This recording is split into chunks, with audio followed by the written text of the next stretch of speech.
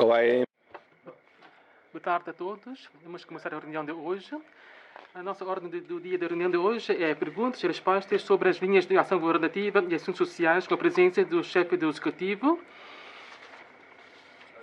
Em primeiro lugar, quero dar as boas-vindas à Sua Excelência, Senhor Chefe do Executivo, os membros do Conselho do Executivo e membros do Governo.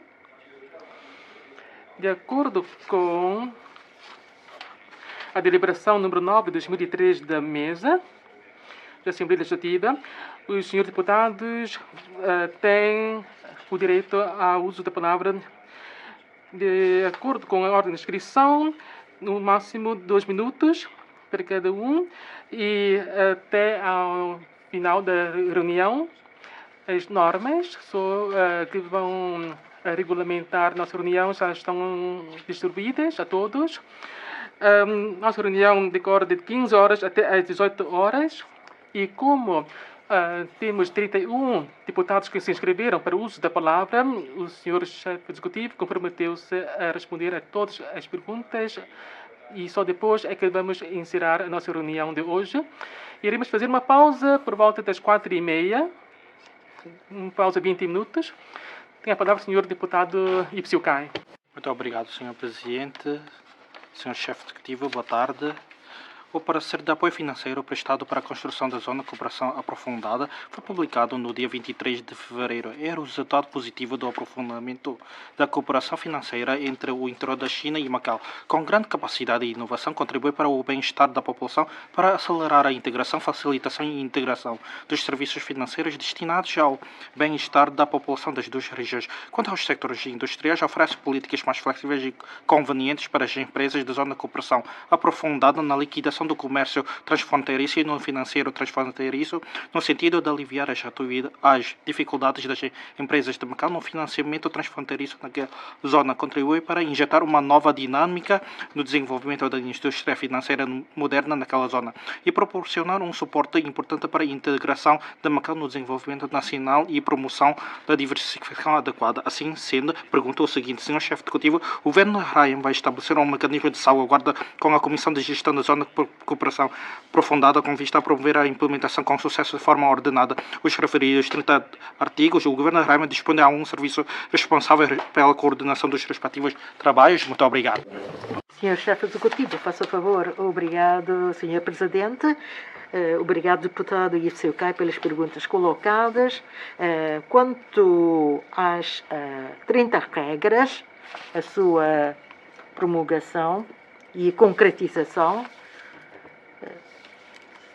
naturalmente, há que contar com o apoio e o trabalho das autoridades do interior da China, nomeadamente da Hanqin e da nossa parte. E quanto aos planos de curto, médio e longo prazo, aliás, já têm o seu conteúdo definido claramente. E em 2025 vai ser então construído uma estrutura básica para o efeito. Ou seja, são as políticas sobre a circulação livre de fundos transfronteiriços no âmbito de cerca eletrônica. Isto vai contribuir para a unificação dos dois lados. E, naturalmente, o melhor, esperamos que possamos, então, atingir um nível que desejado. E quanto aos serviços financeiros, da nossa parte, temos que fazer bem o trabalho de comunicação com o setor financeiro, ou seja, e também em conjunto, o governo de Macau, o governo de Hanqin, de Guangdong, e a Associação dos Bancos de Macau. E a responsabilidade principal recai sobre, principalmente, o setor bancário, porque esta responsabilidade deve ser assumida pelos operadores e a Associação dos Bancos tem esta responsabilidade de proceder aos trabalhos de organização, emitindo orientações diretivas e o governo vai estudar. Muito obrigado, Sr. Presidente. Em Macau, a baixa taxa de natalidade tem vindo a agravar-se e a procura de vagas escolares estão a diminuir. Segundo algumas escolas, a situação da admissão de alunos não é satisfatória e em alguns anos da escolaridade só há uma turma. Portanto, há necessidade de reduzir o número de docentes, o que afeta a continuidade da escola e a estabilidade da equipa educativa. Mas, de acordo com os dados dos serviços de educação, no ano letivo de 2021-2022, frequentaram cursos superiores em educação 2.522 alunos e mais de 700 concluíram cursos nesta área. Face à baixa taxa de natalidade e à abundância de docentes, para além da transferência de docentes dos ensinos infantil e primário, como se pode garantir a estabilidade e as necessidades de emprego dos profissionais do ensino e ajudar na optimização e no upgrade das escolas cuja situação da admissão de alunos não é satisfatória para atrair mais estudantes. Tudo isto merece a atenção e a resolução do Governo. Nos últimos 5 anos, o rácio professor-aluno e o rácio turma-professor dos ensinos primários e secundários de Macau mantiveram-se basicamente inalterados. Com vista a promover o desenvolvimento da alta qualidade de todos os níveis de ensino, gostaria de perguntar ao chefe executivo pode aproveitar-se a atual abundância de recursos humanos docentes para ajustar o rácio professor-aluno e o rácio turma-professor, avançar com o regime de destacamento rotativo de 3 docentes qualificados em cada turma de ensino infantil, apoiar as escolas na contratação de mais professores especialistas para a criação de cursos com características próprias e ajudar a optimização e ao upgrade das escolas cuja situação de admissão não seja satisfatória. Muito obrigado. Tem a palavra o senhor chefe executivo. Obrigado pela questão colocada. Devido à situação da baixa taxa de natalidade, neste momento o recrutamento de alunos tem sido aquém das expectativas em muitas escolas. Neste momento nós temos 25 a 35 alunos por cada turma. E também o nosso financiamento também tem por base esse número. E mesmo que sejam turmas de 25 alunos, nós também aceitamos conceder esse financiamento às escolas. Mas nós, para conseguir manter uma estabilidade da equipa do corpo docente, nós obedecemos a essa regra que tem sido seguida. E quanto à forma como nós podemos melhorar esse fenómeno, nós temos que ver que há escolas que têm uma forte concorrência em termos de candidatura, outros não têm tanta. E o tratamento que nós damos às escolas tem sido de um tratamento igualitário, em pé de igualdade para todas. Como em anos anteriores nós registramos uma taxa de natalidade bastante elevada, muitos alunos foram canalizados para frequentar cursos de educação. E agora, como resultado, podemos ver aqui um maior número de docentes ou graduados da área de educação. E por isso nós temos que ver que, para o futuro, nós temos que ter presente a necessidade de equilibrar as áreas de formação, tendo em conta o rácio de professor-aluno e rácio turma-professor. Neste momento, isso estão em níveis bastante baixos. E se nós compararmos com o interior do continente e Hong Kong, mesmo assim, com esses rácios, continuamos a estar em níveis bastante razoáveis.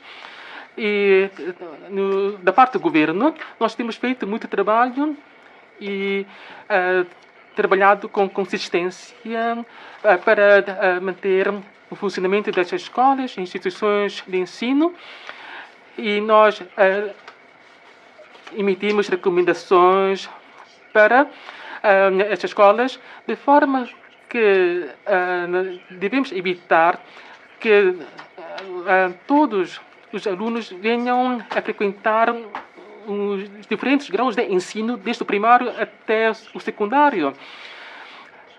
Nós não temos assim necessidade de muitas turmas e, portanto, os serviços de educação estão neste momento a fazer os cálculos nesse sentido e para ver se de fato que nós temos necessidade de expandir a oferta, tendo em conta a taxa de natalidade e a procura por os alunos. Isto é um tema de reflexão que temos que ter que fazer. Por isso, se menos de 25 alunos, nós não podemos abrir turmas. Quando nós financiamos, nós obedecemos a rácio de 35 alunos por turma. Mas agora, como disse, mesmo com 25 alunos, nós também concedemos o apoio para que eles possam manter a atividade pedagógica nas escolas. E mesmo que não sejam escolas de financiamento direto, estas escolas também têm que elevar o seu nível e qualidade de ensino. E o corpo docente também tem necessidade de elevar o seu nível profissional. São questões que temos que ter presente. A tutela para assuntos sociais e também tem feito o trabalho em articulação com esse fenómeno. Muito obrigado. Deputado Wong Ki-cheng, muito obrigado, Sr. Presidente. Sr. Chefe Executivo, após a sombra da epidemia, o fluxo de pessoas, de veículos e de mercadorias foi retomado em todos os aspectos. Nos primeiros 3 meses deste ano, as receitas de jogo e as entradas e saída de turistas registraram um aumento significativo e os setores de turismo e do jogo já começaram a registrar-se melhorias. Acredite-se que, sob a liderança do Chefe Executivo, o Governo e a população de Macau estarão unidos e a economia de Macau irá recuperar de forma estável. Após a divulgação do relatório das LAG para este ano, o Governo já começou a promover a estratégia de desenvolvimento e diversificação adequada 1+4. Recentemente, o secretário para a Economia e Finanças afirmou que ia adoptar neste ano políticas financeiras proativas para acelerar o desenvolvimento da indústria integrada de turismo e lazer, reforçar a vitalidade da recuperação económica e aprofundar a construção da zona de cooperação aprofundada, desenvolvendo as 4 indústrias emergentes e acelerando a concretização da diversificação adequada da economia. Assim, como é que o governo da RAEM vai acelerar a diversificação adequada 1+4, aproveitando o bom arranque da economia atual e as políticas favoráveis que o país tem vindo a adotar para Macau? O desenvolvimento econômico pode depois contribuir para a melhoria da qualidade de vida da população, permitindo que os cidadãos de todas as camadas sociais sintam efetivamente os benefícios da diversificação adequada da economia, o que tem despertado a atenção de todos os setores. Senhor Chefe Executivo, de que planos ou medidas dispõe o Governo para acelerar o desenvolvimento da diversificação adequada 1+4? Como é que as PM e os residentes das diversas camadas sociais, especialmente o das mais desfavorecidas, vão ser beneficiados? Muito obrigado. Faça favor, Sr. Chefe Executivo. Sim, obrigado, Sr. Presidente. Obrigado pela questão colocada pela Sra. Deputada Wong Ki-cheng. Sim, já apresentamos este rumo de política de 4 províncias e uma cidade, e a Secretaria da respectiva Secretaria já elaborou um plano em agosto de 2022, mas como no ano passado estávamos no período da pandemia, então ainda não soubemos na altura qual vai ser o rumo a encaminhar, a seguir. E por isso nós não publicamos o respectivo planeamento. Mais uma vez, também no final do ano passado, também houve o concurso das licenças do setor do jogo e queremos então também reforçar as características não jogo.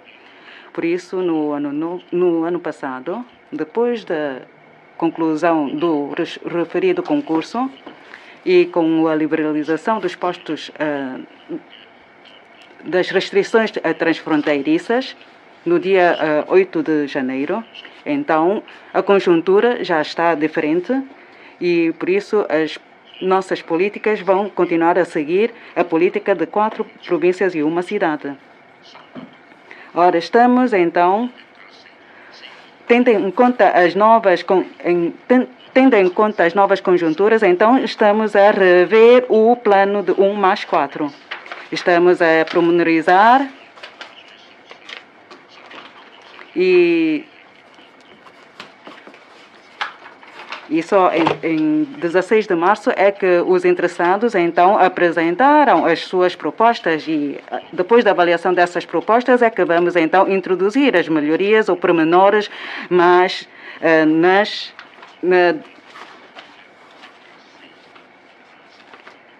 no plano de 1+4, em junho, se calhar.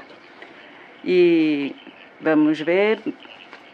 No ano passado já elaboramos, então, com nova conjuntura, então vamos introduzir as respectivas alterações, porque no ano passado não sabemos se há turistas, se os postos fronteiriços vão abrir novamente, mas agora com o primeiro trimestre, com o passado do primeiro trimestre neste ano, então já podemos ver qual vai ser o nosso primeiro passo a dar, tendo em conta o plano que nós elaboramos no ano passado e agora tendo em conta também com o desenvolvimento da zona de cooperação aprofundada, então vamos introduzir as respectivas alterações. Então temos que dar tempo aos nossos colegas para elaborar bem o planeamento. Não se trata de um planeamento novo, mas sim já um planeamento que foi elaborado no ano passado e devido às novas conjunturas verificadas neste primeiro trimestre deste ano, então temos que introduzir as respectivas alterações. Porque o primeiro planeamento acho que já não consegue dar resposta às necessidades e por isso temos que introduzir quanto antes as alterações, ajustamentos e por isso peço aos senhores deputados para apresentarem mais opiniões e sugestões para podermos então concretizar o planeamento de uma forma pormenorizada e podemos então dar passo a passo, desenvolver os respectivos trabalhos. Muito obrigado. A deputada Matisen, senhor chefe executivo, nos últimos 3 anos, com o apoio do chefe executivo e de todos os cidadãos, a economia mantém-se estável. Agora, as medidas foram relaxadas e temos de aproveitar esta oportunidade para promover a economia. A industrialização do desporto é um rumo muito importante para revitalizar o turismo e promover a retoma da economia em muitas regiões. O 14º Plano Quinquenal do país propõe que o desporto se transforme num pilar da economia nacional. Enquanto o setor abrangente, o desporto está relacionado com os recursos humanos, o emprego e mesmo a economia e apresenta um enorme potencial que não deve ser subestimado. O desporto envolve a preparação de profissionais. Além da formação de atletas, treinadores e árbitros, atraem-se profissionais multidisciplinares como fisioterapeutas e nutricionistas. O desporto promove o emprego. A organização de atividades desportivas implica um grande número de trabalhadores dentro e fora das instalações e nas grandes ligas desportivas, profissionais de comunicação social, publicidade, relações públicas, marketing, manutenção de equipamentos, etc. O desporto impulsiona a economia. O desporto mais turismo promove o turismo através do desporto em prol do crescimento econômico. O desporto mais convenções impulsiona o consumo através da realização de feiras de equipamentos e artigos desportivos. O desporto mais indústrias criativas e culturas envolve a criação de mascotas, lembranças, programas televisivos e jogos de vídeo. Seu chefe executivo, perante a nova conjuntura, como é que se pode aprofundar a promoção da industrialização do desporto com característica de Macau para potenciar o seu papel no âmbito dos recursos humanos, emprego e economia, apoiando-se assim as pequenas e médias empresas em prol da diversificação econômica? Muito obrigado. Faça favor, Sr. Chefe Executivo. Obrigado, Sr. Presidente. Obrigado também pela questão colocada pelo Sr. Deputado Matisen. O desporto é um sector que o governo, que a RAEM tem dado assim, o seu apoio, sobretudo neste ano, depois do arrastamento das restrições, nós também tomamos as medidas. No ano passado também foi também cancelada a maratona por causa da pandemia. Isto porque, quer dizer, o cancelamento isto também se deveu à incerteza e agora com o desaparecimento da pandemia e a estabilização, então nós já podemos tomar mais medidas de apoio para a área do desporto. Quanto à formação dos quadros, nós também temos envidado os nossos esforços nesta matéria. Sobretudo, nós também estamos a criar instalações para os Jogos Olímpicos Asiáticos e também para os Jogos Nacionais, que vão decorrer no próximo ano. E neste ano também temos ainda mais eventos desportivos de renome a decorrer aqui em Macau. Naturalmente, nem todos os atletas vão participar nesses jogos. Neste ano, também já celebra os 77 anos do Grande Prêmio aqui em Macau. Portanto, aqui estamos a organizar e planear muitas atividades e eventos, sobretudo a competição de ping-pong e muitas outras competições internacionais também vão decorrer aqui em Macau. Portanto, e tudo isto também está a decorrer no âmbito da estratégia 1+4, das quais uma indústria que tem a ver é o desporto. E mais, o jogo, que também vai contar com as componentes não jogos. Agora, acho que em Macau o desporto vai ter um futuro muito prospectivo. Nós, antes, devido à pandemia, foram muitos planos suspensos que vão depois agora ser reativados. Boxing ou outras modalidades de desporto que também vão decorrer aqui em Macau. Os atletas de Macau devem também pensar qual é o rumo a seguir. Quer dizer, neste ano nós temos já, como eu referi, temos os Jogos Olímpicos Asiáticos, também no próximo temos os Jogos Nacionais. Portanto, agora também estamos a apreciar aqui nesta hemiciclo a proposta de lei que tem a ver com a captação de quadros qualificados. Quer dizer, nós também pretendemos atrair mais quadros profissionais a virem em Macau para os efeitos da formação de quadros locais. E isto também tem a ver com as nossas necessidades de captação de talentos. E para além disso, também estamos a construir as respectivas instalações. E o senhor secretário Raimundo Rosado também está a trabalhar nesse sentido. Portanto, quanto ao desporto, nós sabemos que o turismo mais desporto também é um rumo que nós precisamos de desenvolver. E porque uma competição desportiva também pode atrair muitos turistas. E agora, no âmbito da Grande Bahia, também podemos pensar em desenvolver mais trabalhos. Também já discuti com o John Lee, chefe executivo de Hong Kong, quanto a esta matéria, sobretudo a organização de competições desportivas no âmbito da Grande Bahia. Portanto, é um rumo a seguir no futuro no tocante ao desporto. Espero que o sector do desporto possa dar mais opiniões. Obrigado. Deputada Lei Chan-Yu. Muito obrigado, Sr. Presidente. Sr. Chefe Executivo.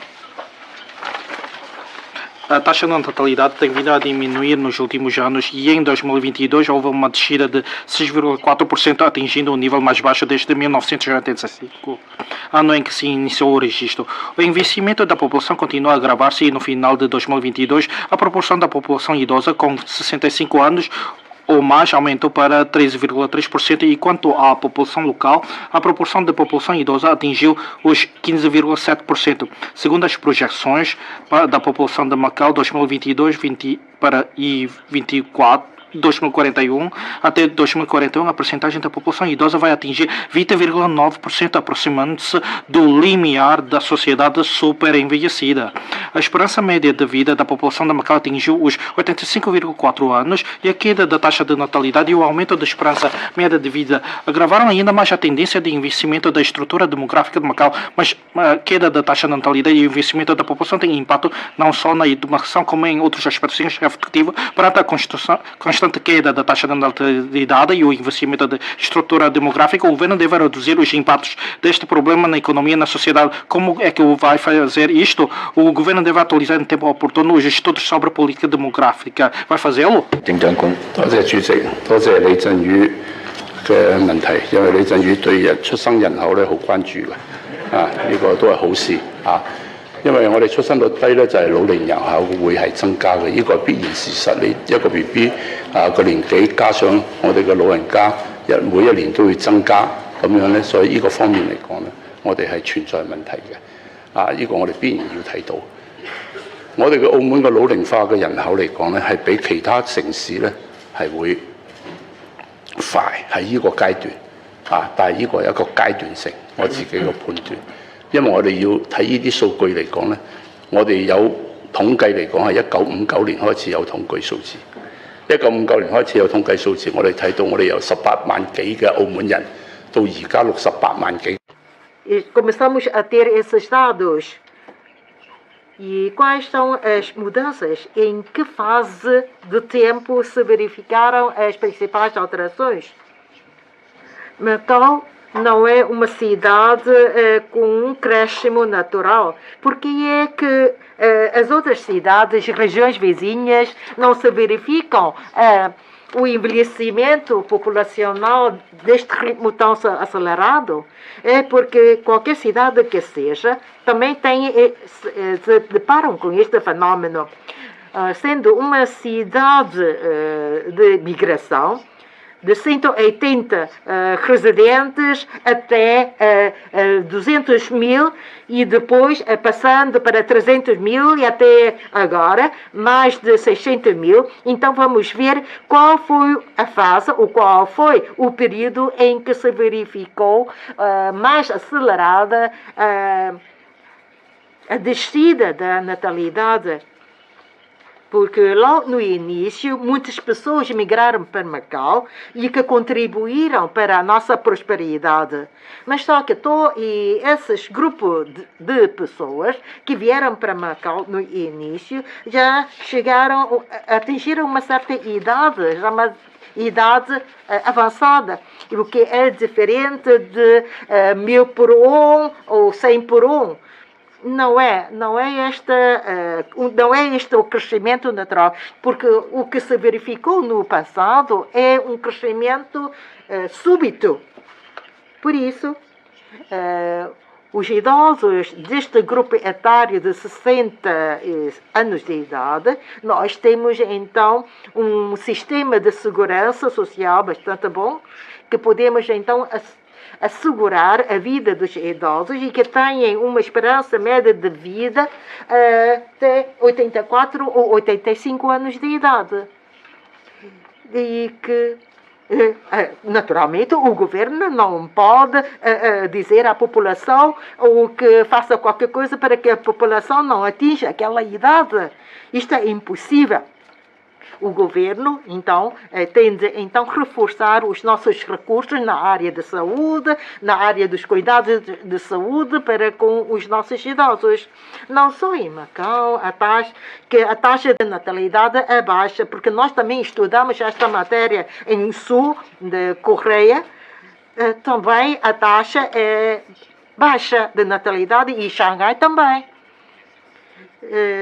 Daí que é um problema que se verifica em todas as grandes cidades. Podem ver esses dados na internet. Na China, que é um país tão grande, também há problema com a taxa de natalidade. O que nós pretendemos agora é estimular e como é que vamos até incentivar, como por exemplo a habitação intermédia. Estamos a ouvir as vossas opiniões. Será que os nossos jovens têm a vontade de ter filhos? Porque se o governo conseguir também controlar os seus residentes em ter filhos, então isto vai ser fácil, não é? Mas só que não é, não podemos, há que ter em conta a vontade das pessoas. Então, o que é que nós podemos fazer para que a nossa população cresça? Por exemplo, as férias de maternidade, nós também já alargamos o período de descanso e também o correspondente subsídio. Não há problema, podemos continuar com essas medidas, como as licenças de paternidade. E então, o que soluções ainda podemos pensar? Será que então dizemos que a todos têm que ter filhos? Não, não podemos fazer isso. E os idosos, nós temos que cuidar bem dos nossos idosos e que tenham uma vida longa é um fenómeno de satisfação para todos. Ter filhos, eu espero que as pessoas que têm esta capacidade pensam um pouco em ter filhos. Muito obrigado. Deputado Leoncinho, muito obrigado, Sr. Presidente. Sr. Chefe Executivo, nos últimos 3 anos, o Governo despendeu muita energia e também vários setores da sociedade também gastou muita energia para combater a epidemia. E a minha questão tem a ver com os preços dos produtos de Macau. Apesar da retoma gradual da economia de Macau, a recente taxa de desemprego dos locais supera ainda antes da pandemia na ordem de 1,5%. Os jovens agora têm dificuldade em encontrar trabalho. As pessoas em situação de desemprego estrutural e as de meia idade e de idade avançada têm dificuldade em voltar a trabalhar, mas as ofertas com trabalho com baixo salário são vulgares, o que afeta o sucesso das respectivas colocações. Aliás, notoriamente o âmbito de emprego não consegue acompanhar a retoma da economia. A parte disso, os salários estão a aumentar, mas os preços dos produtos aumentam constantemente. Muitos residentes sofrem uma grande pressão devido à inflação de demais fatores. Segundo o IPC, as refeições adquiridas fora da casa registraram um aumento anual durante 12 meses consecutivos. O preço dos combustíveis está elevado. Os problemas a frequência e a margem dos seus aumentos serem maiores do que as reduções não estão sob controle razoável. O Sr. Chefe Executivo disse que ia tomar medidas eficazes para garantir a prioridade dos locais no acesso ao emprego. De que medidas dispõe em concreto para promover em diversas vertentes a retoma do emprego? Como é que o Governo vai controlar eficazmente o preço dos produtos no que toca ao controle dos preços de combustível? Vai tomar mais medidas e criar mecanismos de controle? Muito obrigado. Tem a palavra o Sr. Chefe Executivo. Obrigado pela questão do Sr. Deputado Leoncinho. Vejo que muitos também vão colocar questões sobre a economia estrutural de Macau. De fato, com a reabertura da nossa economia, disso veio por a descoberto as fragilidades de Macau. E nós também temos que ver, com base nos dados estatísticos, especialmente no taxa de desemprego, muitos estão a negociar com o governo com base na taxa de 4,1%. Os últimos dados. E depois, o índice de preço no consumidor também há um aumento de 1%. E com base nesses valores, nós temos que ver que agora, de fato, há valores que têm que dar fé a esses dados e, com base nesses dados, fazer as nossas previsões. Há, de facto, certos aspectos em que nós registramos valores com subida, outros com descida, mas na média, em geral, nós só podemos, com base, chegar a uma média dos valores e, por isso, nós vemos que a taxa de inflação registrada é de 1%. E sobre o emprego, em 2022, nós prestamos apoio à colocação de emprego de 6.288 pessoas e esse número tem vindo a aumentar ao longo dos anos. E, através dessas medidas, nós esperamos que os interessados possam encontrar um posto de trabalho do seu interesse. E nas feiras de emprego que nós realizamos, também vemos que ainda há postos de trabalho que não foram preenchidos, de diferentes tipos de trabalho. E, assim, isso vai alargar o leque de oferta de emprego para a nossa população ativa e, assim, para isso podem recorrer aos serviços de emparelhamento que nós prestamos para esse fim. E eu também vejo que há uma grande diversidade de ramos de atividade que precisam de trabalhadores. E sobre se é adequado ou não para cada um, nós não podemos obrigar as pessoas a aceitarem um posto. Cada um pensa por si. E nós esperamos uma descida no futuro também da taxa de desemprego. E nos tempos melhores do passado, nós tínhamos registrado 1,7% de taxa de desemprego. E depois evoluiu para 2% e tal, quer dizer que 6 mil desempregados. Se nós formos ver a procura de emprego na conta única, isto é os números têm vindo a evoluir uma descida. É claro que se os postos de trabalho são do interesse dos candidatos ou não, isso já depende de cada um. E com a oferta desses postos de trabalho, nós podemos ver que são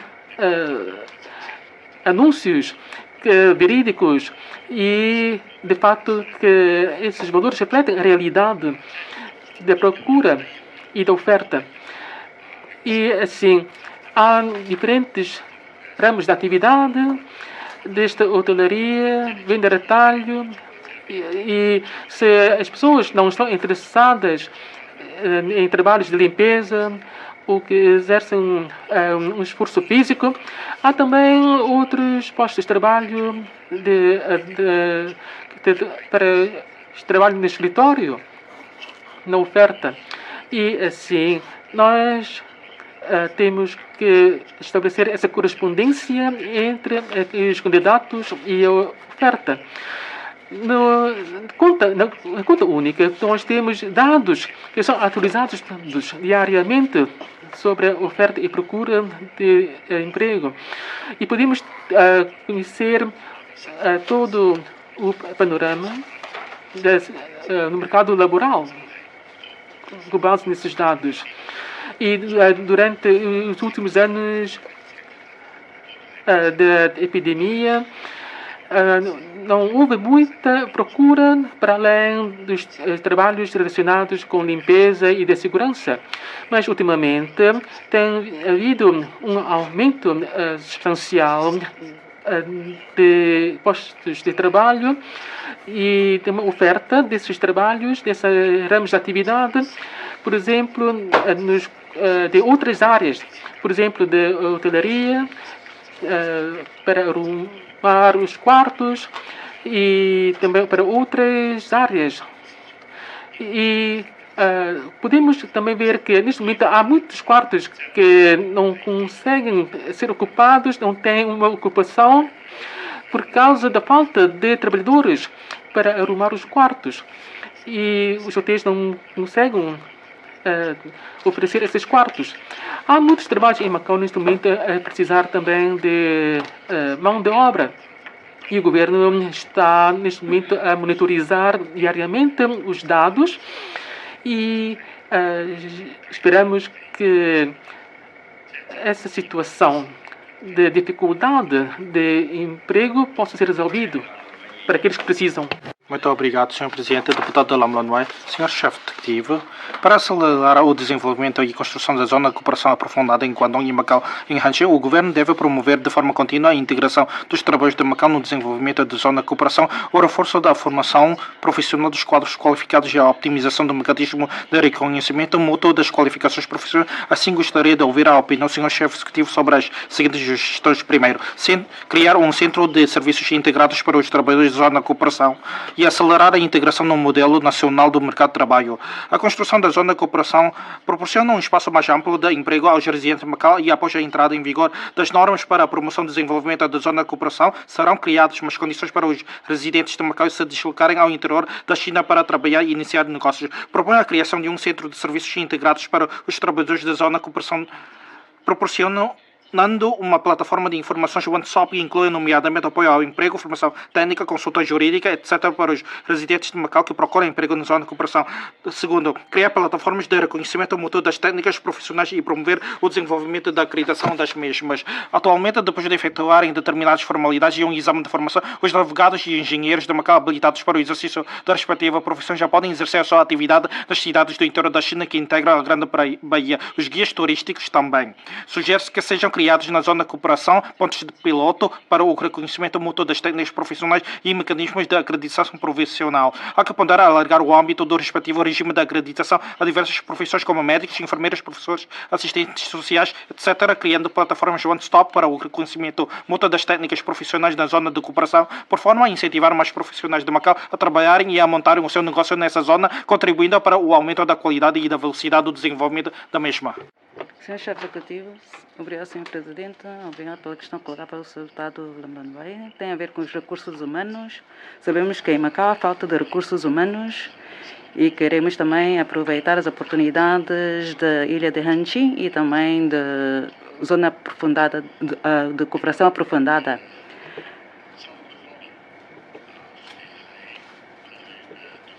Ora, falou-se sobre os advogados, engenheiros e guias turísticos. Sim, já criamos as condições para poderem então trabalhar nessas zonas. Ora, os médicos com os exames, depois de passar nos exames, então poderão trabalhar também na zona de cooperação aprofundada. Estamos a analisar agora sobre os profissionais de saúde, por exemplo, dos farmacêuticos, para ver se consegue então também desenvolver a sua carreira profissional nessa zona. Agora, quanto à acreditação, também já estamos a desenvolver os trabalhos de acreditação ou de credenciação. Também tentamos desenvolver para 3 modalidades, para da hotelaria, por exemplo, que presta serviços nos hotéis ou nas limpezas nos hotéis, etc. Ora, no próximo passo, iremos então estudar sobre os médicos em 2024 a 2022, então, já ajudamos 1.317 pessoas para conseguirem uma certificação para poderem trabalhar no interior da China, que são 378 que já conseguiram. E quanto aos dentistas e do MTC, então, poderão então serem contratados por um curto espaço de tempo para a prática da sua profissão, não inferior a 3 anos. Ora, quanto à medicina tradicional chinesa, etc., para os médicos e com a sua certificação, estamos já a preparar as ações de formação, examinação, para então poderem trabalhar nas lojas que vendem a retalho os medicamentos. Agora está a ser estudado pelo governo do Zhuhai. Mas ainda, quanto aos farmacêuticos, médicos de tradição chinesa, os adjuntos nas farmácias, ou seja, os 15 profissionais de saúde que reúnem as respectivas condições, então poderão desempenhar funções na zona de cooperação aprofundada, mas estes estão ainda a fazer os respectivos estudos. Ora, quanto aos docentes, quem já reúne as condições e passar nos exames, então poderão ter qualificação para então trabalhar também na zona de cooperação aprofundada. E os residentes de Macau também podem participar nos respectivos exames, ou seja, os residentes, desde que reúnem as condições das habilitações académicas do interior da China, também já podem participar nos trabalhos ou nos exames, nos respectivos exames. São várias as políticas que permitem mas permitem os residentes de Macau para poderem trabalhar na zona de cooperação, mas são poucos os participantes. Ora, peço ao senhor deputado Lamnon Bay para, então, divulgar essas informações junto de quem está interessado, porque já estamos com a porta da zona de cooperação aprofundada aberta. Agora, se querem ou não trabalhar para aquela zona, então já depende da decisão de cada um. Por isso, acho que já temos esses suportes e já temos estes planos a desenvolver. Muito obrigado, deputado Wong Sai-man. Senhor chefe executivo, sendo Macau um centro mundial de turismo e lazer, temos de continuar a aprofundar as nossas potencialidades. Este ano é crucial para a recuperação económica. A indústria do turismo está a recuperar a um ritmo bastante acelerado e o governo está a explorar de forma ativa as fontes de visitantes e a promover de forma contínua o desenvolvimento diversificado do turismo de Macau.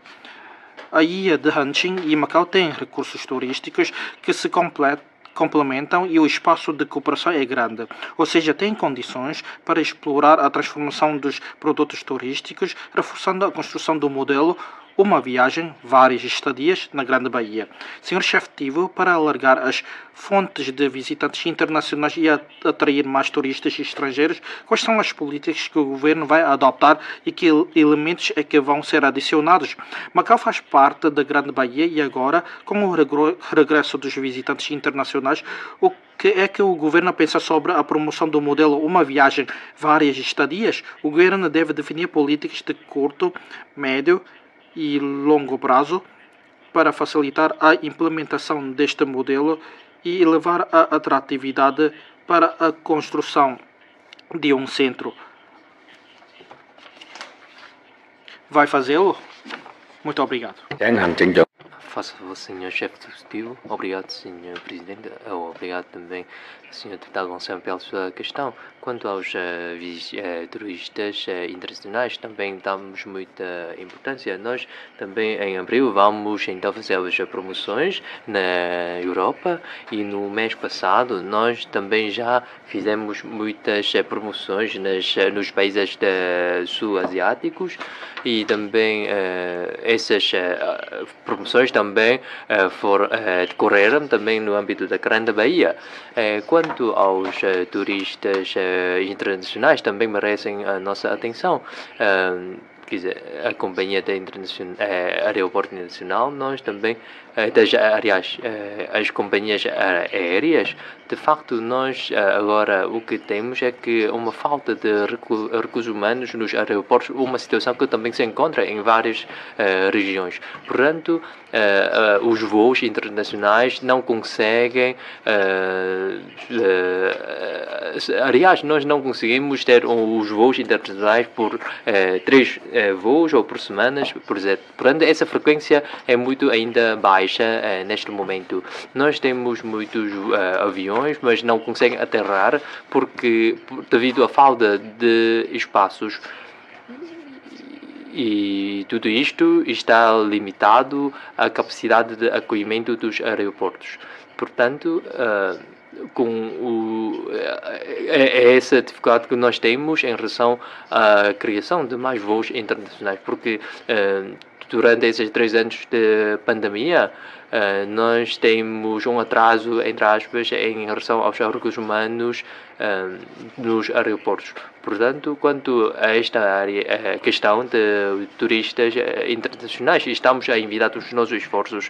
Nós organizamos as visitas por parte dos médias da Coreia do Sul e de outros países, Tailândia e Malásia, etc., a Macau para as ações de promoção.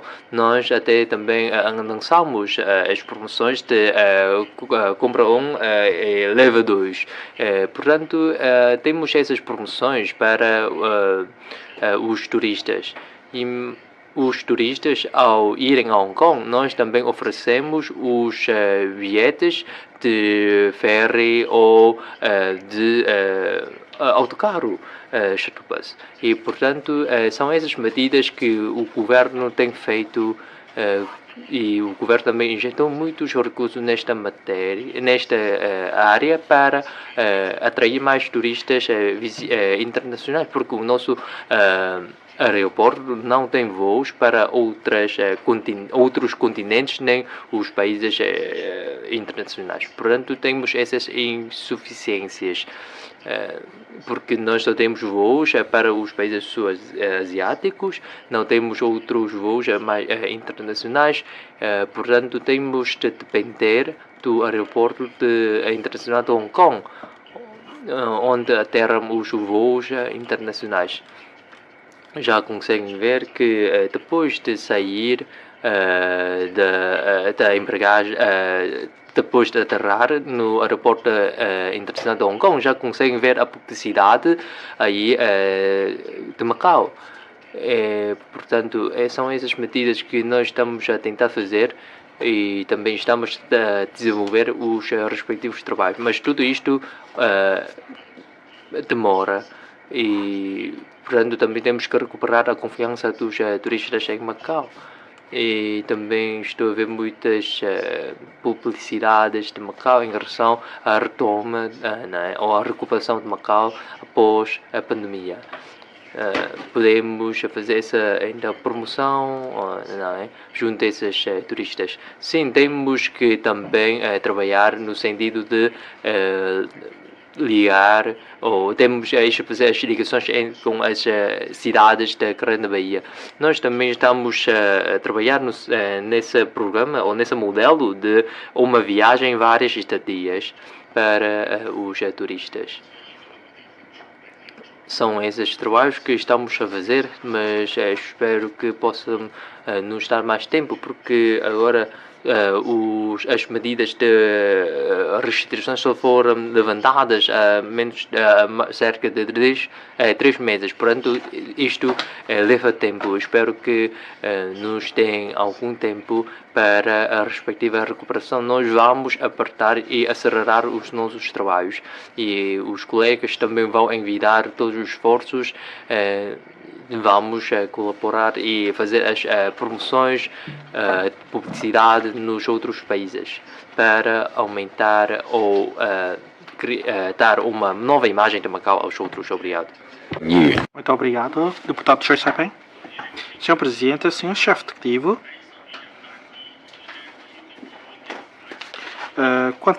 na proposta da forma institucional do Conselho de Estado, aprovada pela ABN em março, vai ser criado no Conselho do Estado o Gabinete Nacional de Estatística, responsável pela coordenação e promoção da construção da base de dados, da consolidação da partilha e da utilização de dados e recursos, e pela coordenação da promoção da China digital, economia digital, planeamento e construção da sociedade digital, etc. Em termos concretos, o Gabinete vai estudar e elaborar o projeto de construção da China digital, coordenar e promover a informatização dos serviços públicos e da governação social, coordenar e impulsionar a construção da cidade inteligente, coordenar a exploração, o aproveitamento e a partilha de informações e recursos informáticos importantes do país, promover a intercomunicação interdepartamental dos recursos informáticos.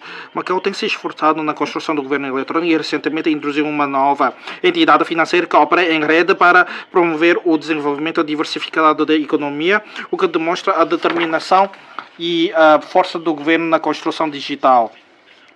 No entanto, a divisão de funções interserviços pode ser semelhante à da distribuição das tarefas entre serviços antes da criação do Gabinete Nacional de Estatística. Seu chefe executivo, Macau está a acelerar a sua integração no processo de desenvolvimento nacional e, tendo em conta a articulação entre os sistemas e mecanismos e o desenvolvimento de Macau, o governo deve proceder ao estudo sobre a criação de um serviço específico para se articular com as funções e estrutura do Gabinete Nacional de Estatística. Vai fazê-lo? Vai, em especial, avaliar a importância, a premência e a eficácia da criação de um serviço de especialidade para a recolha de dados. Muito obrigado. Senhor chefe executivo, faça favor. Obrigada, senhor presidente. Agradeço também as perguntas do senhor deputado Choi Sai-Peng. O nosso presidente Xi Jinping também anunciou a importância da construção digital e, por isso, serviços próprios foram já criados no interior da China para o efeito. Mas será que todos os dados vão ser acolhidos uma só autoridade? Porque esta autoridade a ser criada é precisamente só para atualizar e também unificar os dados em relação a esta matéria. E que nós sabemos, quanto ao centro de bases, qual é a sua função e já sabemos bem.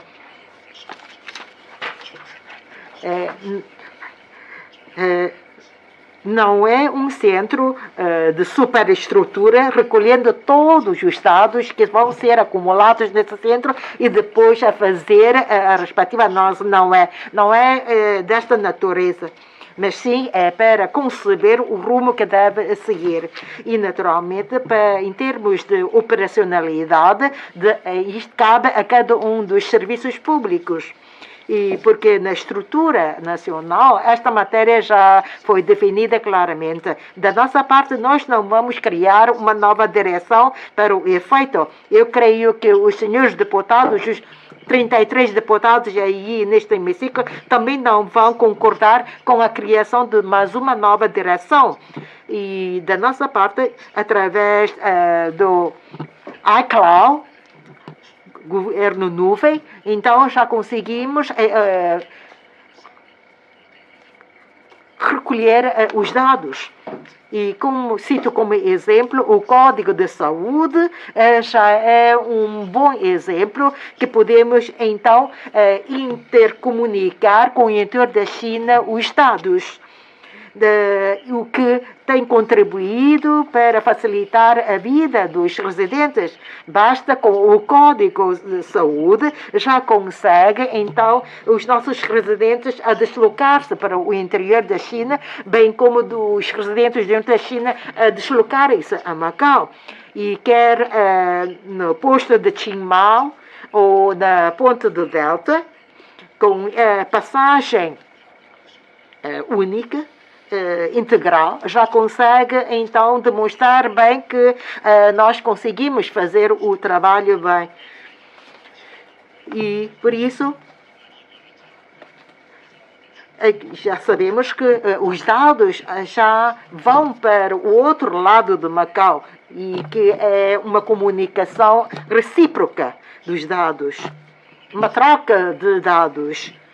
Neste termo, a população na conta única já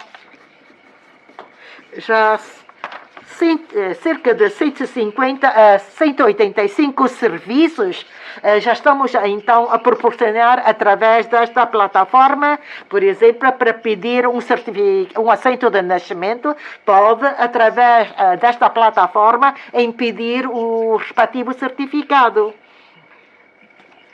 Por exemplo, também nas transações de compra e venda, o registro, por exemplo, até a busca, podemos também, através da conta única, obter, só que também mantemos o suporte em papel.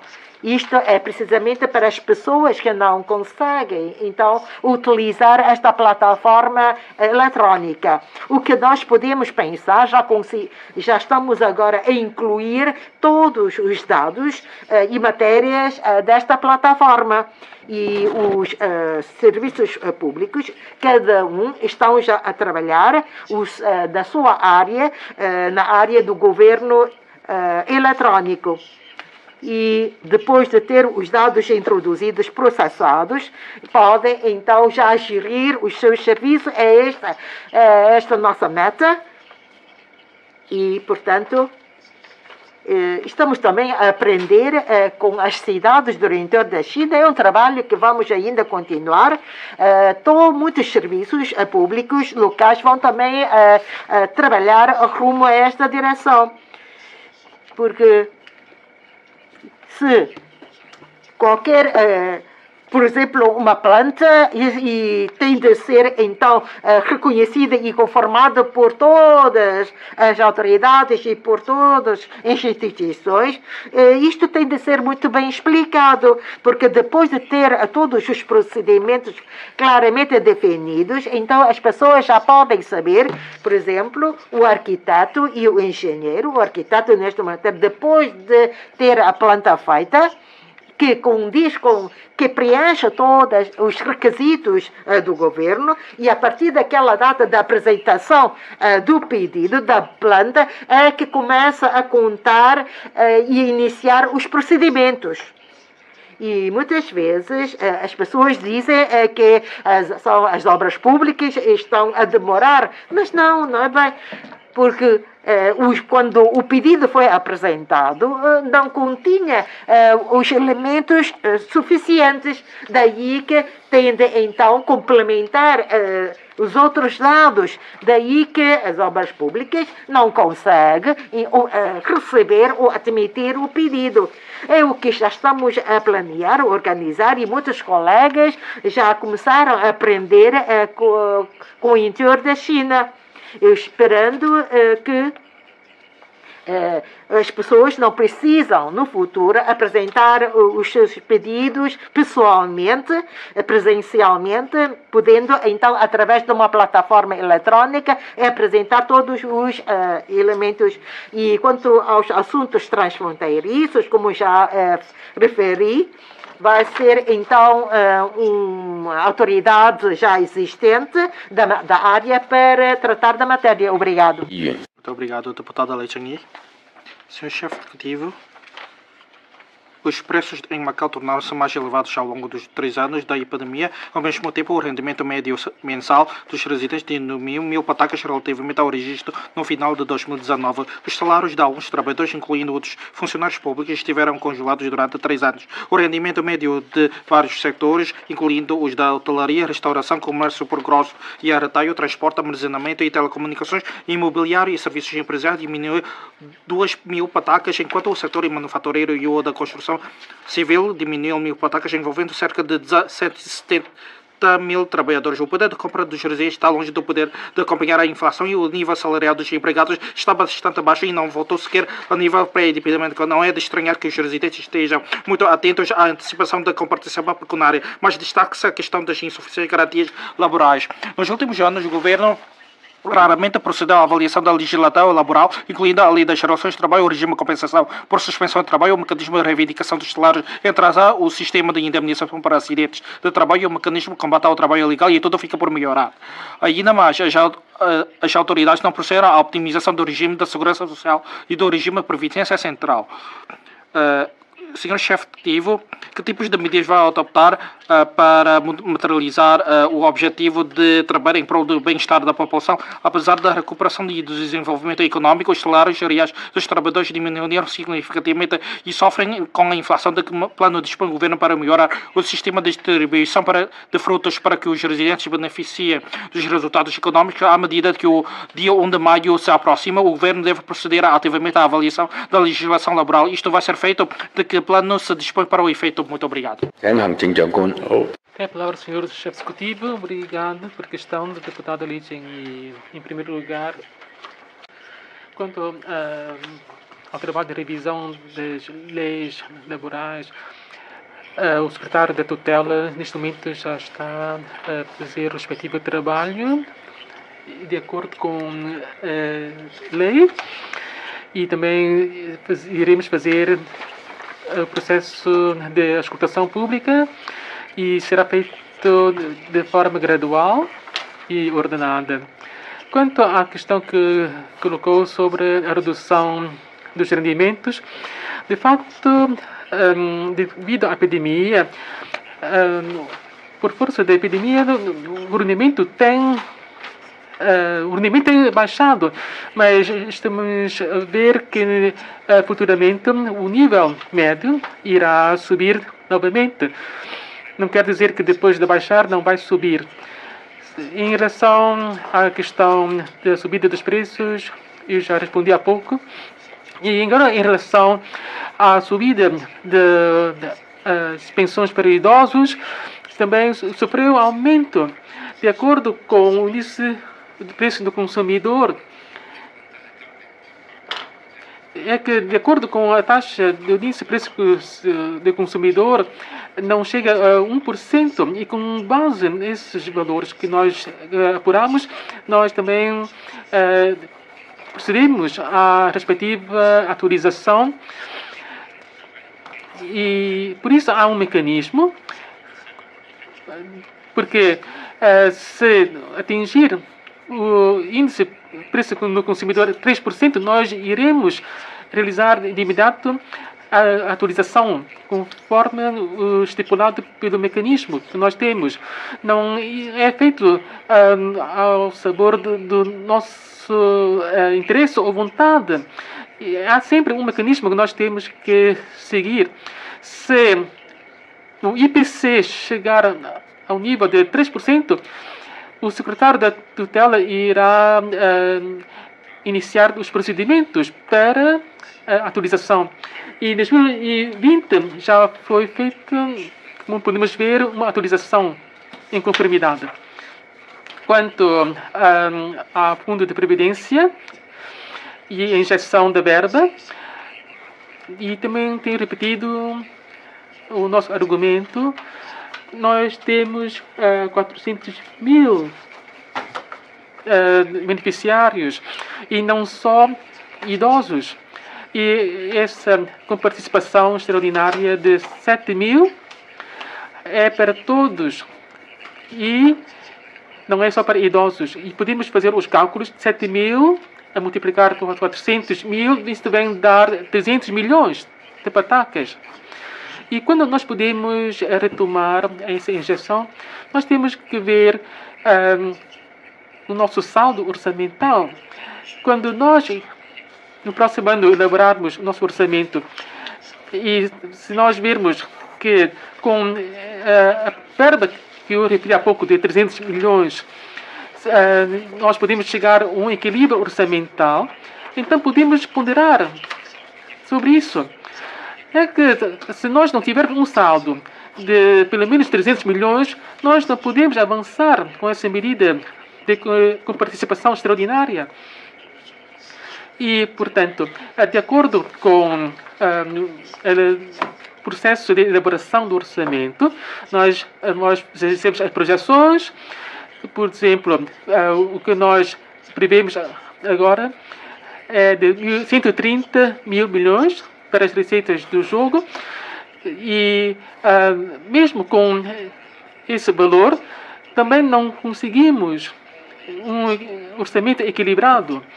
Assim, quando o nosso orçamento chegar a um determinado patamar que nos permite fazer essa participação extraordinária do Fundo de Previdência, então nós temos essa possibilidade de injetar essas 7 mil patacas. Esse é o nosso critério que nós temos que seguir.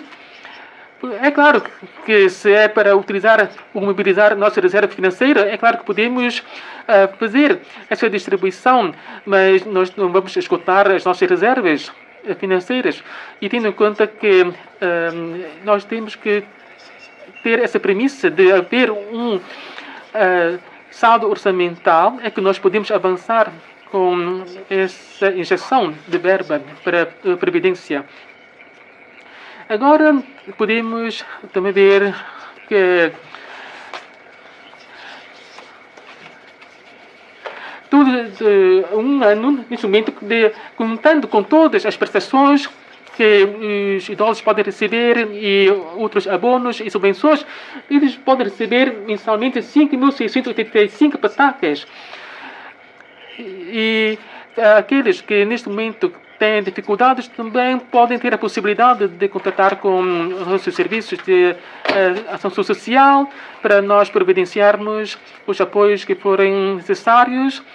E também em termos de alimentação e outros planos e também programas de apoio, também temos um conjunto de medidas de proteção para a subsistência dos necessitados.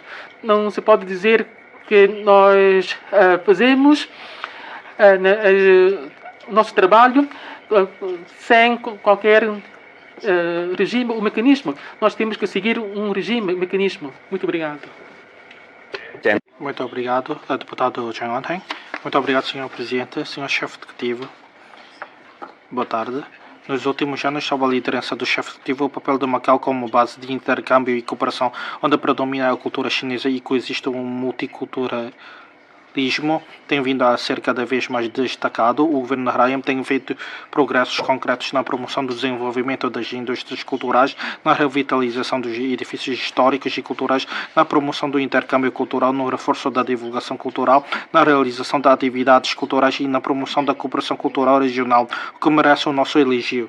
Na minha opinião, após a epidemia, Macau deve acelerar o ritmo de construção de uma base, desenvolver as suas próprias vantagens e tendo como suporte a cooperação e o desenvolvimento industrial da Grande Bahia, apoiar o intercâmbio cultural entre o país e o exterior. No entanto, o desenvolvimento de uma base implica a cultura, o turismo, a economia, etc. Tem a ver com o rumo de desenvolvimento das indústrias culturais e envolve a cooperação cultural entre Macau e outros países e regiões. Por isso, é necessário o governo desempenhar melhor o seu papel de coordenação. No ano passado, o governo disse que vai criar uma unidade para promover a construção de uma base. Senhor chefe executivo, o que vai fazer para recorrer à Comissão de Trabalho Conjunta no âmbito de promoção da criação de uma base de intercâmbio entre o interior da China e Macau para fortalecer a construção de uma base? O que o de... Faça favor, senhor chefe executivo, obrigada pela questão colocada pelo deputado Jiang Anteng. Sim, quanto a essas políticas, então, de acordo com o apoio dos ministérios representantes do interior da China, então já criamos a Comissão de Trabalho Conjunta no âmbito da promoção da criação de uma base de intercâmbio entre o interior da China e Macau, e a primeira reunião vai ser em maio. E por isso, nessa reunião, então, os membros que fazem parte dessa comissão, então, vai desempenhar o seu papel na concretização dos trabalhos. Neste ano também, sabemos que realizamos já vários tipos de atividades e já tivemos grande colaboração para a realização de atividades ainda com a Grande Bahia para podermos desenvolver bem os nossos espetáculos de grande dimensão, as nossas reuniões de intercâmbio cultural e de cooperação aprofundada nesse setor. Por isso, nas reuniões, então, vamos reforçar as nossas funções. Ora, quanto à revivificação das zonas antigas, já lançamos os respectivos planos para a revivificação dos bairros antigos, por exemplo, na Vila de Caó, no Beco no Laichibun, depois na zona de Monha e depois ainda na Fábrica de Panchões e depois na Ópera de Dom Pedro, etc. Então, tentamos já lançar novos planos e introduzindo novas marcas para, então, revivificar essas zonas. No ano passado, também fizemos já um tipo de atividade de carnaval perto das ruínas de São Paulo e depois também atividades perto da Igreja de São Domingos e que conseguiram atrair turistas. Ora, como é que podemos então aproveitar esses monumentos históricos quando há muitos turistas? E se organizarmos, por exemplo, um concerto musical, então parece-me que vai ser difícil para os turistas então apreciarem os nossos monumentos históricos. No ano passado, as ruínas de São Paulo, sem quase turistas, então podemos através da cultura, atividades culturais para atrair os nossos residentes para entrar para essas zonas.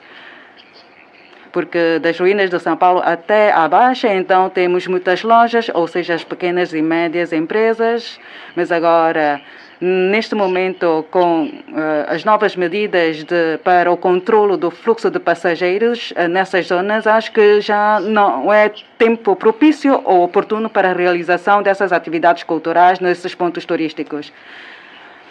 Mas, de qualquer maneira, vamos continuar a envidar todos os esforços nos estudos do aproveitamento desses pontos turísticos. Tentamos também, vamos estudar e criar mais planos para verificar a zona da Barra, a zona de Almeida Ribeiro e na Rua da Felicidade, nas ruas dos Tintins, etc. Então vamos tentar estudar planos, porque essas zonas abrangem também muitas propriedades privadas e temos que dialogar com os proprietários e já temos Cotai e já temos aquela nova zona de Cotai. Ora, por isso temos que verificar essas zonas antigas, ou os bairros antigos da cidade de Macau. Vamos reforçar esses seus trabalhos para, em conjunto, podemos então atingir esse objetivo. Os atores do jogo também, as operadoras do jogo também estão a assumir as responsabilidades sociais. Também estão a estudar sobre o modo de investimento de capitais para a revivificação de algumas ruas de Macau, para então ajudar a sobrevivência de algumas das empresas. Ora, temos a Rua do Regedor, por exemplo, e a Avenida Almeida Ribeiro, para já algumas partes ou troços da Almeida Ribeiro já revivificada, mas há outras partes em que ainda continuam por revivificar. Por isso, vamos então trabalhar faseadamente para revivificar essas zonas. Obrigada. Deputado São Peque, se faz favor.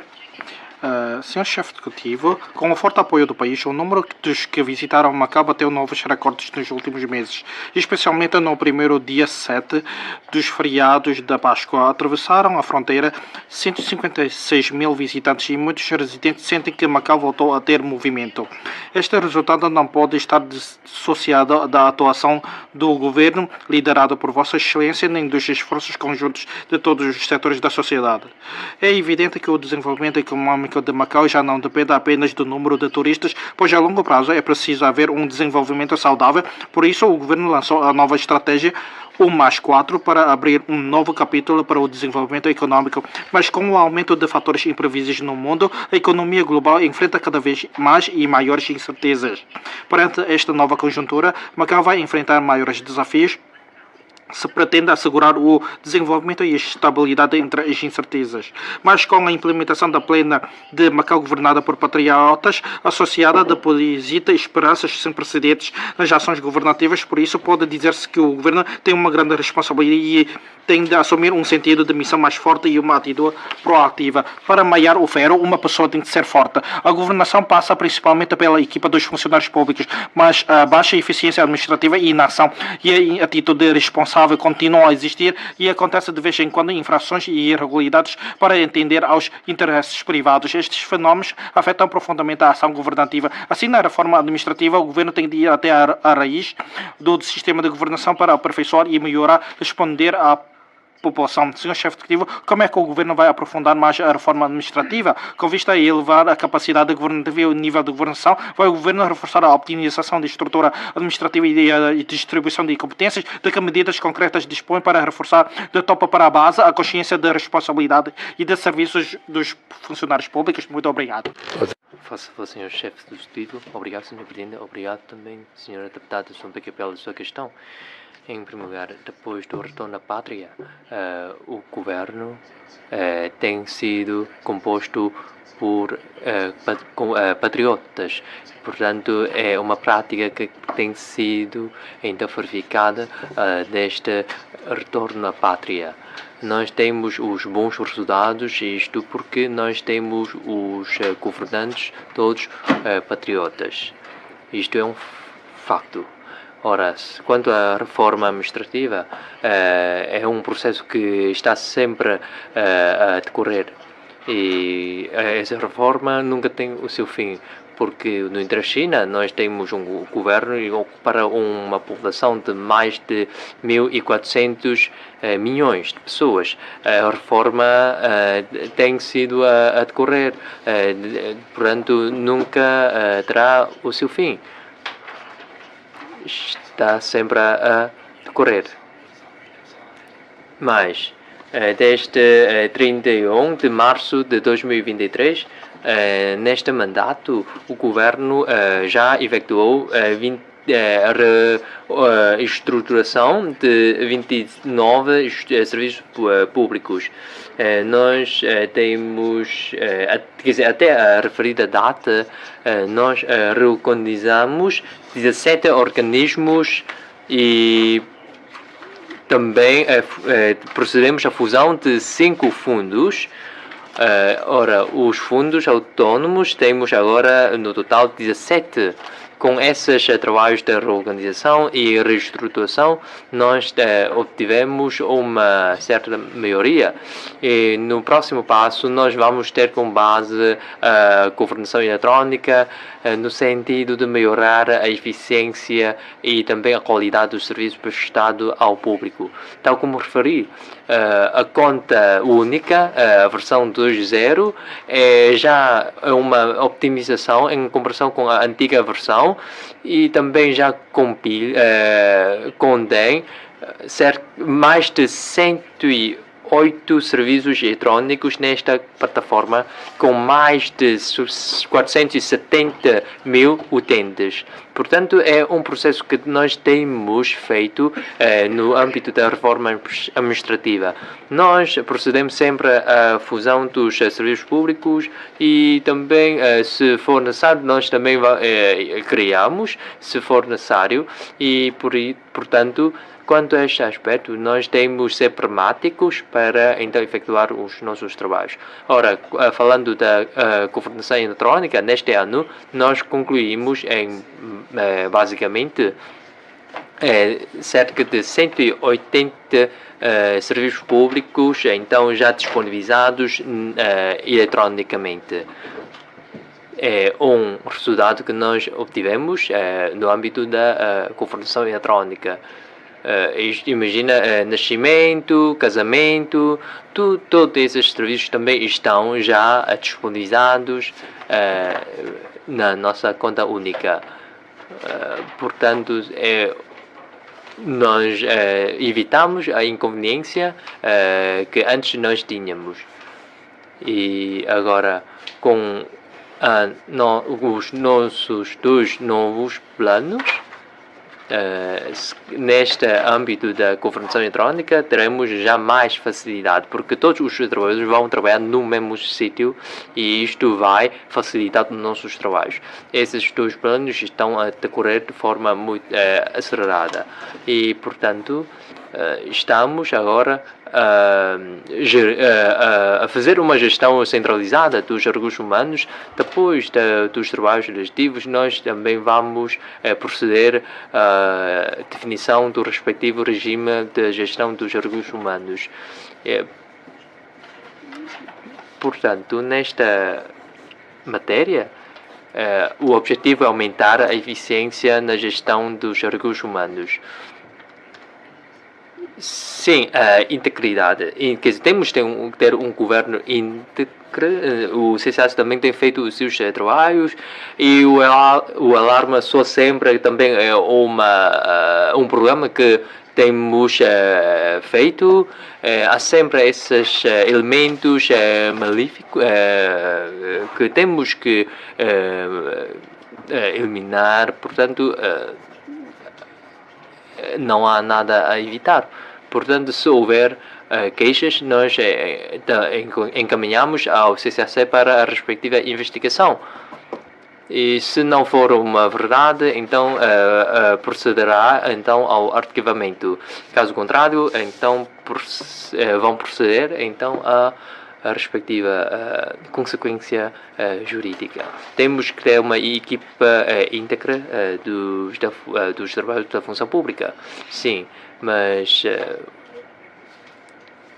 houve problemas não decorridos neste mandato, mas nos anteriores, mas tudo isto, quer dizer, nós temos só um governo independentemente do momento do erro ocorrido. Nós temos sempre de assumir, quer dizer, a pessoa em causa tem que assumir a sua responsabilidade. Portanto, obrigado pela sua questão colocada. Vamos enviar os nossos esforços para trabalhar bem, proceder bem à respectiva revisão, a reforma, perdão. Sim, há que ter o período de adaptação, isto é inevitável, mas temos que ter isto para fazer bem a gestão. Caso contrário, teremos muitos conflitos e problemas, e sequer tudo isto vai conduzir à criminalidade. Portanto, estamos a preparar bem, fazer bem os preparativos para que todos tenham essa noção. Esperamos que com os mecanismos seja possível, então, uma boa gestão dos recursos, não só financeiros, mas também humanos. Obrigado. Muito obrigado. Senhor Deputado Sikalan, Senhor Chefe Executivo, o setor financeiro moderno, enquanto ponto de partida para o desenvolvimento diversificado das indústrias de Macau, é também uma das 4 principais indústrias que a ARAIM e a Zona de Cooperação Aprofundada estão a desenvolver com prioridade. É de notar que nos últimos anos o Governo se tem empenhado na construção do mercado de obrigações de Macau e, de acordo com os dados disponíveis, a dimensão total das obrigações emitidas ou listadas em Macau atingiu 400 mil milhões de patacas, o que comprova o potencial de desenvolvimento e a resiliência do mercado de obrigações de Macau. No entanto, o desenvolvimento dos títulos de dívida de Macau deve enriquecer constantemente a nova conotação de Macau como ponto de encontro do duplo ciclo, dando um novo contributo para o desenvolvimento do setor financeiro moderno de Macau. É ainda necessário ultrapassar uma a uma as atuais dificuldades de desenvolvimento, nomeadamente a complexidade dos procedimentos de emissão de obrigações, o que dificulta a atração de diferentes tipos de investidores internacionais para Macau, a falta de conclusão de mercados secundários, a fraca liquidez do mercado de obrigações e a monotonia dos títulos, não conseguindo promover a internacionalização no renminbi. Senhor Chefe Executivo, quanto à construção do mercado de obrigações de Macau, para além do regime jurídico do sistema financeiro que está a ser apreciado pela Assembleia Legislativa, que medidas de apoio vão ser lançadas para quebrar as atuais limitações em prol de um desenvolvimento acelerado de um mercado de obrigações? Vão ser definidos objetivos mais claros a fim de contribuir para a internalização do renminbi? Muito obrigado. Senhor Chefe do Executivo, faz favor. Obrigado, Sr. Presidente. Agradeço as perguntas do deputado Sikalan sobre as obrigações. Quanto a este aspecto, esta matéria, o secretário Levanu já respondeu várias vezes em relação a esta matéria. E os dados que o senhor secretário me forneceu, vou então dizer o seguinte: em 2022, janeiro,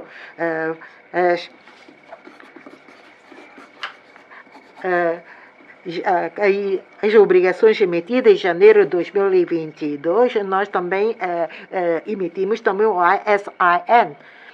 Muitos deputados perguntaram que todos estes documentos devem ser assinados pelos chefes secundários, mas só que nós tomamos em referência a experiência de muitas regiões e países, porque mesmo com a assinatura do chefe executivo, não quer dizer que o problema já não existe. E isto tem a ver com os procedimentos e que agora o modelo adotado consegue, então, coadunar com a realidade. O que o senhor deputado acabou de referir também tem a sua razão. Este é o primeiro ponto. Em segundo lugar, o mercado de Macau, como o nosso mercado iniciou-se muito recentemente, porque nós criamos logo no início uma sociedade unipessoal e que em conjunto vamos então criar uma nova companhia para a emissão de obrigações. Quanto a esse aspecto, nós não podemos abusar na emissão. Não é um assunto simples, porque temos a nossa responsabilidade. Estamos a ver que neste momento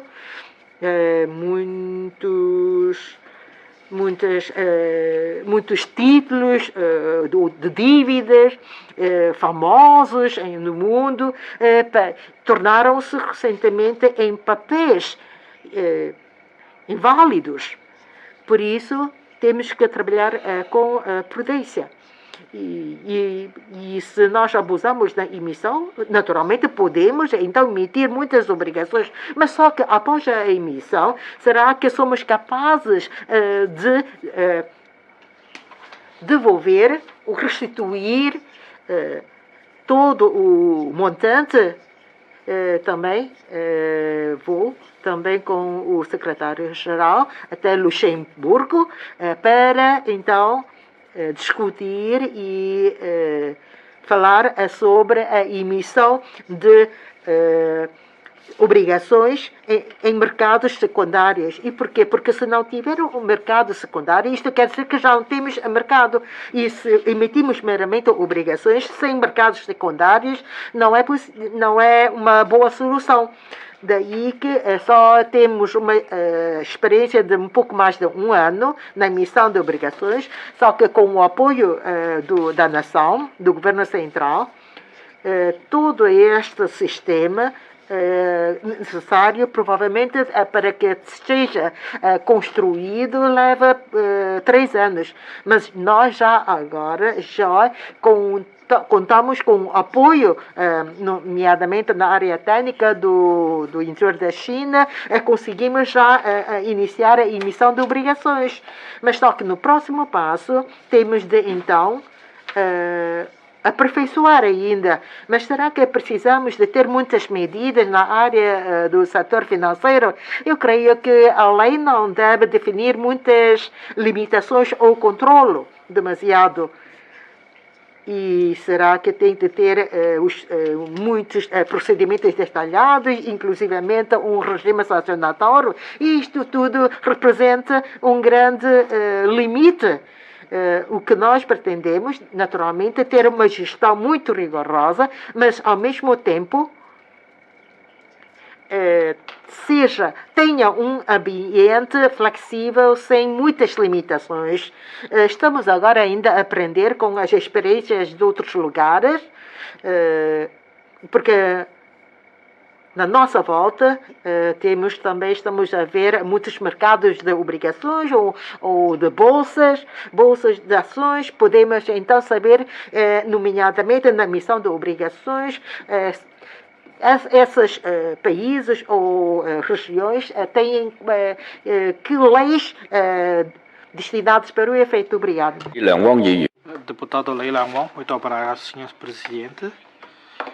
Os dados da Direção dos Serviços de Estatísticas e Ciências indicaram um aumento constante do IPC em geral. Por exemplo, em janeiro e fevereiro registrou-se um aumento de 0,24% e de 0,09% respectivamente, com um aumento anual de 0,77% em comum, o qual consistiu no aumento das despesas com refeições fora de casa e nos preços de gasolina e de legumes. Os números em si não apresentam talvez uma margem notória, mas na óptica das despesas do dia a dia das famílias da camada de base, o fato de cada produto aumentar 2 ou 3 patacas é já o bastante para agravar os encargos pesados do dia a dia, portanto uma pressão enorme. Objetivamente, o aumento dos preços deve a vários fatores, como o aumento de um ou de vários custos de exploração ou de preço sem justa causa, entre outros. Quando a sociedade tiver dúvidas sobre o preço dos produtos essenciais, os serviços competentes têm de averiguar e clarificar a verdade. De fato, a vigente Lei de Proteção dos Direitos e Interesses Consumidores confere expressamente às autoridades a competência de investigar os preços dos produtos, mas a lei já entrou em vigor há mais de um ano e mesmo que haja, no entender da sociedade, fortes oscilações ou aumentos razoáveis do preço de um determinado produto, é impossível ativar os mecanismos de investigação, porque a lei da orgânica, o Conselho do Consumidor, aí não foi revista. Sr. chefe de cadeia, de que medidas de resposta eficazes dispõe em concreto para promover um funcionamento saudável do mercado, assegurar a estabilidade dos preços dos produtos essenciais e implementar os respectivos mecanismos de fiscalização? Quanto à revisão da lei orgânica do Conselho do Consumidor e à criação dos referidos organismos, quando é que estarão concluídos os trabalhos em causa? Vai o Governo poderá lançar um novo plano de subsídio devido ao benefício de consumo para as pessoas ultrapassarem as dificuldades? Muito obrigado. Tem a palavra o Sr. Chefe Executivo. Obrigado pela questão do deputado Leila Wong. Quanto à questão do índice de preço consumidor, eu já respondi a várias questões. E nós podemos basear-nos apenas nos dados dos serviços de estatística E com base nesses valores que nós podemos fazer nosso trabalho governamental e assim são esses valores que nós temos que contar. E em relação à questão sobre o organismo consultivo do Conselho dos Consumidores, neste momento já está a decorrer e nos próximos meses também vamos ver que esse trabalho ainda vai avançar com os respectivos regulamentos administrativos e diplomas complementares. Por isso, tudo está dentro do nosso plano. E sobre a questão da atribuição antecipada da participação pecuniária de 10 mil patacas, isto já está contemplado no nosso orçamento para este ano. E podem ver que o subsídio para consumo eletrónico de 8 mil patacas vai terminar em junho. Agora estamos no mês de abril, 14 de abril, e o respectivo regulamento administrativo vai ser publicado em breve e seguido da sua distribuição. Acho que não vai começar a ser distribuído antes do que julho. Não podemos precipitar muito o trabalho, porque nós temos que seguir as etapas de trabalho e vamos seguir como tem sido no passado, mesmo nos tempos de pandemia, isto é, em julho.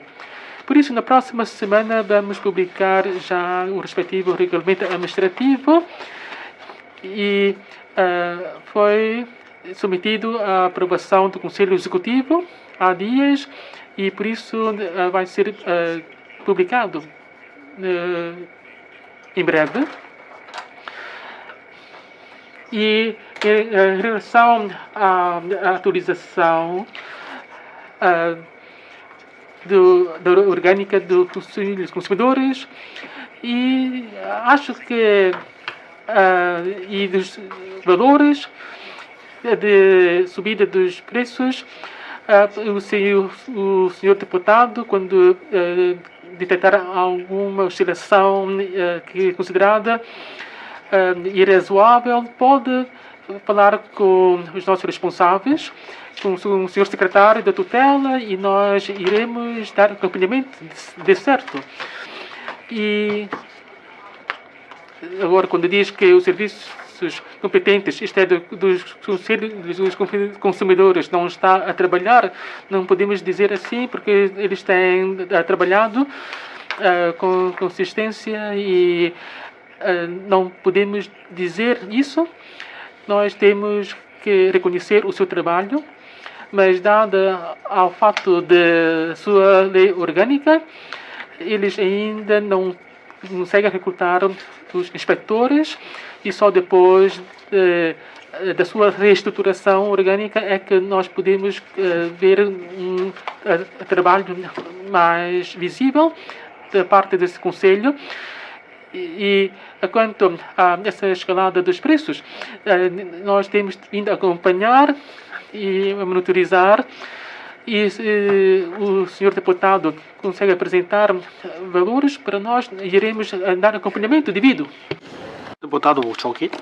Muito obrigado, Sr. Presidente. Sr. Chefe, Macau está a promover a estratégia de desenvolvimento e de diversificação adequada ao +4 e a empenhar-se em desenvolver 4 indústrias e pode aproveitar bem as suas vantagens singulares com os países lusófonos para as empresas de Macau desempenharem o papel de ponte importante entre a China e os países de língua portuguesa e participarem de forma mais estreita nas relações comerciais e de cooperação entre o interior da China e os países lusófonos, contribuindo para a participação destes no desenvolvimento da Grande Baía. Sr. Chefe de Executivo, Macau possui plataforma entre a China e os países de língua portuguesa e a Zona de Cooperação Aprofundada, duas plataformas com vantagens únicas e grandes potencialidades em termos de política, como se pode incentivar as empresas dos países lusófonos e de Macau a entrarem e desenvolver-se em conjunto na Zona de Cooperação Aprofundada. Muito obrigado.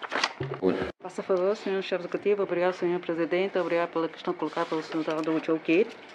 Sim, sabemos que o Fórum já foi criado há 20 anos e em abril o governo então vai fazer uma visita a Portugal, incluindo os representantes da Zona de Cooperação Aprofundada, porque queremos, através dessas visitas, para que a sociedade de Portugal, ou seja, vários setores de Portugal, possam então perceber ou compreender quais vão ser as oportunidades de investimento para os países lusófonos.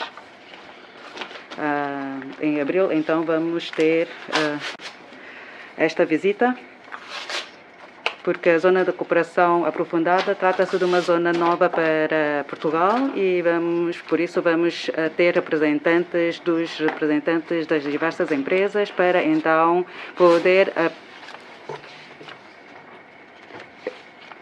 podermos então desenvolver ou desempenhar bem as nossas funções e para que então Portugal saiba quais são os espaços de desenvolvimento e as oportunidades de desenvolvimento nesses setores. Mesmo nas reuniões ministeriais,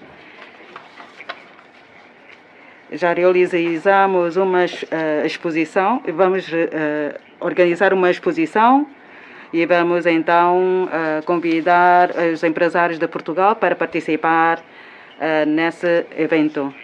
Quanto às PMEs, o centro das PMEs, vamos então promover os nossos produtos de Portugal. E já foi criado um centro de distribuição dos produtos alimentares dos países da língua portuguesa. Aí fala dos produtos. Basta ver, depois de ver a respectiva exposição da Segurança Nacional, e depois basta ir para um piso abaixo para então ver quais são os produtos de Portugal. Poderão então encomendar lá esses produtos, porque sabemos que porque esses produtos são promovidos com transmissões ao vivo. Quanto às tecnologias, então, o Ministério Nacional das Informáticas, em 2021, então, já estamos a criar um centro e, de acordo com as três partes, então a sede de Macau vai em Macau e depois há outra sede que vai ser sediada na Zona de Cooperação Aprofundada. Trata-se de um centro também de cooperação e que já está a ser concretizado. Em 2023, na Zona de Cooperação Aprofundada, também vai haver foram já realizadas algumas feiras e contou com a participação de 35 mil participantes. O EPIM e a Associação dos Jovens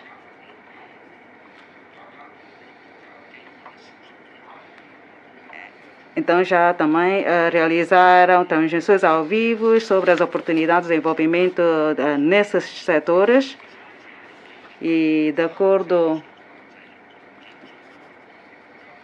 como sabemos que sabemos que já assinamos os respectivos acordos para o desenvolvimento dessas atividades. Ainda realizamos alguns concursos, contando com júris do pessoal do Brasil, etc. Então, o concurso tem a ver com o Big Health e os novos materiais para, então, demonstrar as capacidades tecnológicas do Brasil e de Portugal. Isto são as atividades já realizadas, os trabalhos realizados ou a desenvolver no futuro breve e vamos envidar todos os esforços para atingir esses objetivos e no próximo mês, ou seja, em maio, vamos então fazer esta visita a Portugal. Vamos então, depois dessas visitas, podemos ter novos projetos para desenvolvimento. Obrigado, Sr. Chefe Executivo. Vamos fazer uma pausa de 30 minutos.